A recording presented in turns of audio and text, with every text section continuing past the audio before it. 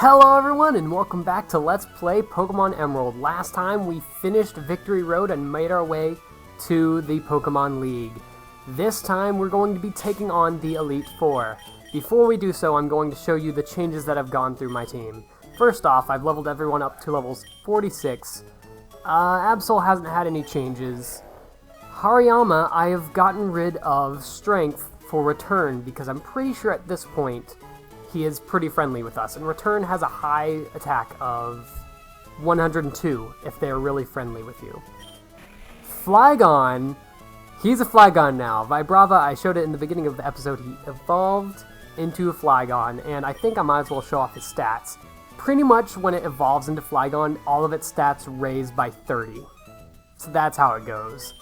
Anyway, I have gotten rid of Dragon Breath for Dragon Claw simply because it's stronger, and that's about it.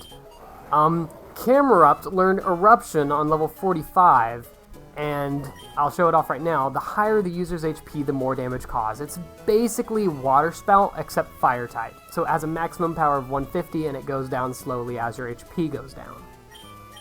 And Swampert is pretty much the same. I'll be keeping him with this moveset, and that should do us very well. Ludicolo is the same too, so this team should work well. I'm going to start out with Oscar in front because of the first type of the first person in the Elite Four. I'm also going to go ahead and heal up before we go on because we are missing some PP.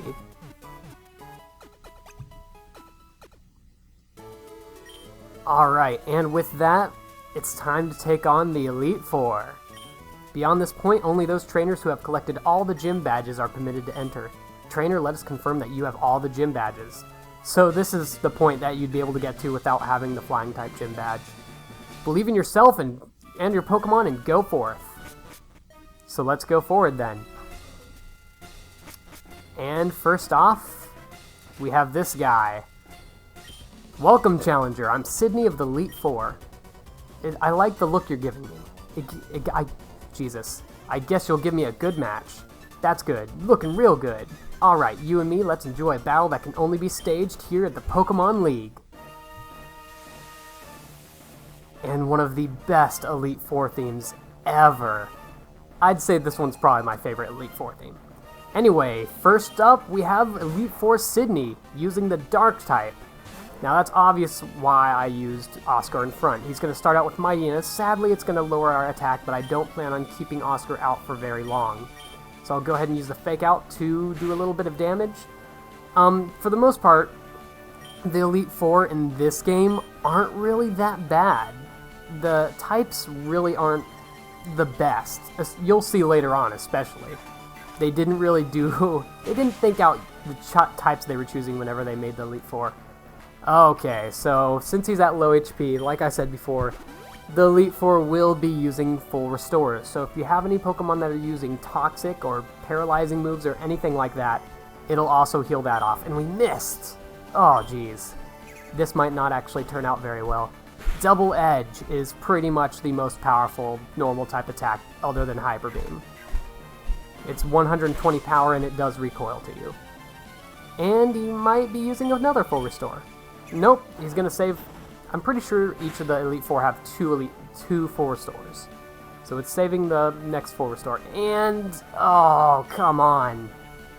Oh, this could be bad. Okay, well, it's going to kill itself full with Double Edge. And that's not going to knock Oscar out. So that's good. Next up, we have Shiftry. Okay, good, because I wanted to change on this thing. We're going to throw out Matt for Shiftry. So Shiftry, as I've explained before, is a Grass and Dark type. However, this Shiftry only has one move that attacks, and that's Extra Sensory, which is odd. So if we were to throw out Absol in this, we'd be able to set up on this Shiftry and basically sweep most of the rest of the team. However, instead I'm just going to use Eruption and completely annihilate it, if we hit. Oh geez, didn't expect that. So, can we hit it? Yes! This Shiftry is going bye-bye. I'm sorry, no one's going to survive an Eruption when it's weak to it. Especially from Matt. Thought so. And the best thing about Eruption is it doesn't get rid of our special attack. And that's why I got rid of Overheat for it, because I didn't think there'd be that many cases where I'd want to use Overheat instead. Crawdaunt. Let's go ahead and throw out Jamie, since Crawdaunt is a Water and Dark type. I'm not sure what moves this guy has, actually. So I guess we'll be finding that out. I think it probably has Protect. Go ahead and Fake Out first off. Get a little bit of cheap damage out on it. And go straight for the Giga Drains. Let's see what we can do to this Crawdaunt. Oh, geez, that almost knocked it out. I didn't expect that, to be honest with you. Oh, it's just going to try and set up. Well, I'm sorry, but I don't think your setting up has been very effective. He might use a Full Restore. I'm going to go ahead and go for the Giga Drain. Okay, no, he didn't go for it. That's fine.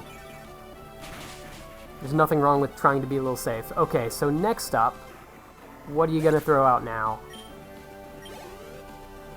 We have Absol. Okay, so we have Absol going against us. I think Oscar should go out. I'm not sure if he's going to outspeed, though. That might be a problem. If this Absol gets the attack off first, then Oscar's probably going to go down. However, if we hit this Absol, it's going to die. Nope, it is faster, and it has Aerial Ace, and Oscar went down to it. Well, that is a sad day indeed. Let's send out... I kind of want to throw out Matt again. Let's send out Gareth, just to show him off in battle a bit. So, let's see. Earthquake should be the strongest attack we have, and we do outspeed. It is a lot faster now. Absol is down with a critical hit. Oh, the overkill. You gotta love it. And Gareth levels up. I did intentionally level up some of my Pokemon to the high end of 46. Cacturne, we've seen Cacturne. Matt should be able to take care of it without too much of a problem. Just a quick little overheat, and we'll be fine. I'm surprised of all my Pokemon, the fighting type's the one that gets fainted in this battle. But it's not too important. Needle Arm will do a little bit of damage. Okay, that's more than I expected, but Eruption should still be able to do, if not knock it out, then quite the number on Cacturne. And yeah, so yeah, Eruption's still pretty powerful even if you're not at full HP. So we're gonna get some of that, and we beat the first of the Elite Four. Well, how do you like that? I lost. It was fun, so it doesn't matter. I like this guy. Fun fact about Dark-type trainers. There's been a Dark-type trainer in like 3 of the Elite Fours in all of the games combined. However, even in 6th generation, there still hasn't been a Dark-type gym. Which, I don't know why. I honestly can't say. Well, listen to what this loser has to say. You've got what it takes to go far. Now go on to the next room and enjoy your next battle. Alright, so let's go ahead and heed his advice and go on. So, next up, we have this girl. Before we go in, I'm going to go ahead and heal off my Pokemon. Alright, I believe I'm all set. Let's do it. Ahaha! I'm Phoebe of the Elite Four. I did my training on Mount Pyre. While I trained, I gained the ability to commune with Ghost-type Pokemon. Yes, the bond I developed with Pokemon is extremely tight, so come on, just try and see if you can even inflict damage on my Pokemon. So, as you can probably tell, this is Phoebe, the second person in the Elite Four, and she uses Ghost types. She doesn't really look the part to be using Ghost types though, does she? She looks a lot more like a Water type user to me. Anyway, she's going to start out with Dusclops. Dusclops is pretty defensive, but it doesn't have that high of an offense, so I think we should try boosting up. And it has Protect, which it's going to stupidly use while I go ahead and boost all my stats up. I'm going to see if I can get another one. Actually, let's go ahead and go for the Shadow Ball, because Ghost types are weak to Ghost type moves, which I'm pretty sure that hasn't even come up yet. But yeah, Jacob's going to have a field day with this team. I'll tell you that much right now. So she's going to throw out Banette next. Obviously we're staying in because we already have the boosts on our Pokemon, and we don't want to lose that. Also, she has 2 different Banettes. I'm not sure which one this is, but one's faster than the other. I think I'm going to go ahead and try and knock it out. I don't want to risk boosting more than I should. I probably should have boosted a bit more on Dusclops. Then again, I'm not sure if we're gonna need it, because Jacob's doing pretty well. Alright, so out comes the Sableye, so a Pokemon that's not resistant to Ghost-type attacks.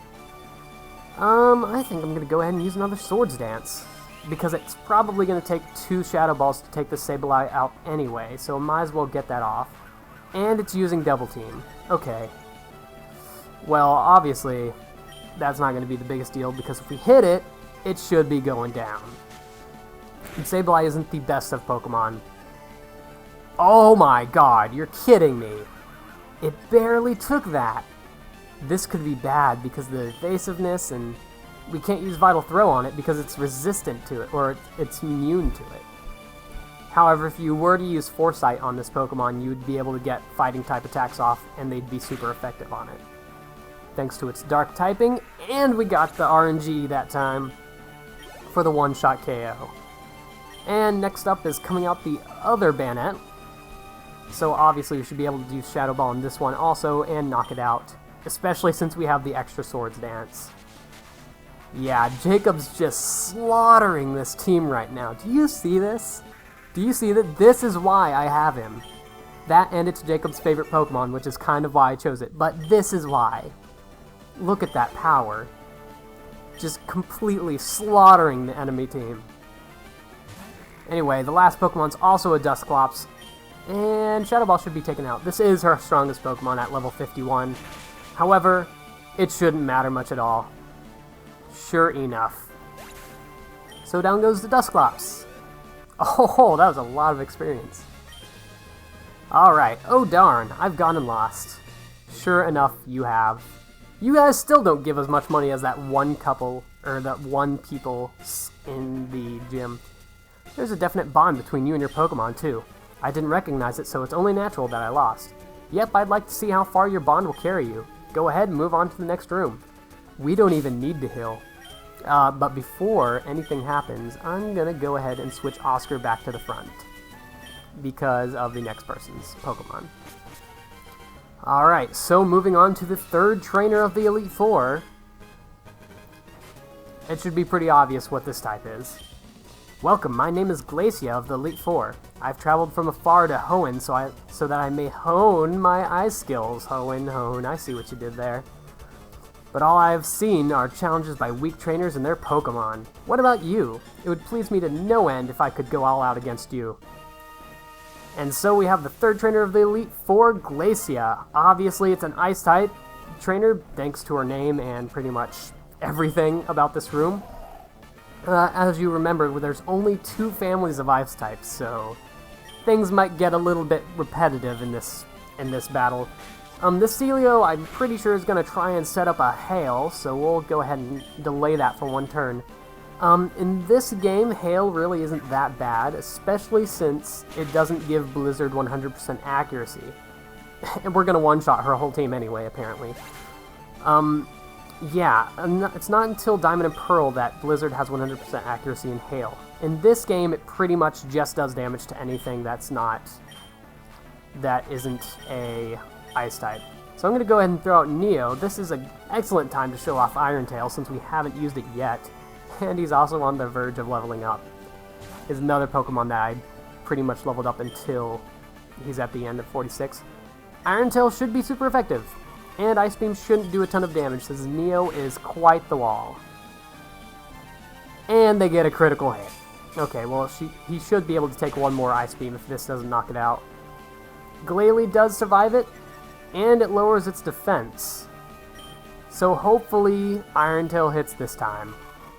And Ice Beam doesn't freeze us or get a critical. And sure enough, we're knocking out the Glalie, so good job. Good on you, Neo. So that knocks out one of the Glalies. I did say one of the Glalies. So what is she throwing out next? Celio? Yeah, a repeat Pokemon. Like, you should be surprised to see that, given, you know, there's only, like, what, 5 Ice types in this generation, not including Regice, which she can't use because I have it, and there's only one. Go ahead and use a Fake Out. This one's a bit higher level than the last one. It shouldn't be too much of a problem at all. It might survive Brick Break. That might be the only problem here. And as you can see, we're actually really low level for this point. I mean, her Pokemon are, what is this? 6 levels higher than us? Yeah. And the level gap's gonna get even bigger the farther we go in. Alright, so go ahead and use Brick Break, and she's using the Full Restore. Well, better she uses it on Celio than some of her next Pokemon. I'd much rather it here. And Celio did set up the Hail. Not that it's going to matter really at all. Ooh, the critical hit. Oscar, you are awesome. Taking down Pokemon like it's your job. It basically is, though. And the Glalie. I think I'm just going to keep out Oscar on this one because Swampert's not going to be able to take out another Glalie. Not at its current state. Anyway, Hail's continuing to fall. Glalie, like I said, isn't too big of a problem. I used to think Glalie was also an Ice and Dark type. I don't know what's up with me and thinking types are different. Also, it is a sad thing that Oscar does not have thick fat instead of guts. Because if it did, these Ice type moves wouldn't be doing anything. Oh, it barely lived. It barely lived. Oscar's probably going to be going down if it uses Ice Beam again. It doesn't matter that much. Oh no, she's going for the heal. Okay, so it's a good thing we kept Oscar in then, in that case. So another Brick Break should do a lot of damage again. And no critical hit this time, sadly. Oh well. Oscar, maybe it's not going to use Ice Beam. Nope, there goes Oscar. Oh well, good try. Who can we throw out on this Glalie? Obviously not Flygon. That's not a thing that's going to happen. I could use Matt. In fact, I think I will. Ice type's going to be neutral to Matt. I'm not sure how well he's going to be able to take it, but whatever. Matt's also not going to be very helpful later in the Elite Four. Okay, it's Suicide Bombing. Well, that's something I didn't expect to see. Oh, no. Okay, well, there goes Matt. So, there you go. And that leaves her to her last Pokemon, and her strongest. Jacob will be able to do a bit of damage to this, but I don't think it'll be able to knock it out. Say hello to Walrein. This is the evolution of Celio. And it might be a problem. We have Thunderbolt to do a little bit of damage to it, but I think its special defense is pretty high. Oh my god, the critical hits! I love it! Now here's the... Oh my god! Yeah, Walrein has a one-hit KO move. And if it hits, it's gonna kill you. Note that it will fail if you are a higher level than Walrein, though. So you have small solace in that. Thunderbolt should knock out Walrein, though. I'm pretty sure this is the killing blow. And there it goes. Jacob handled that wonderfully. That was beautiful. Alright, so we defeated the third trainer of the Elite Four. You and your Pokemon. How hot your spirits burn. The all-consuming heat overwhelms. It's no surprise that my icy skills failed to harm you. Sure enough. Advance to the next room, and there confirm the truly fearsome side of the Pokemon League. We will do that in the next episode, so I will see you all then, and goodbye.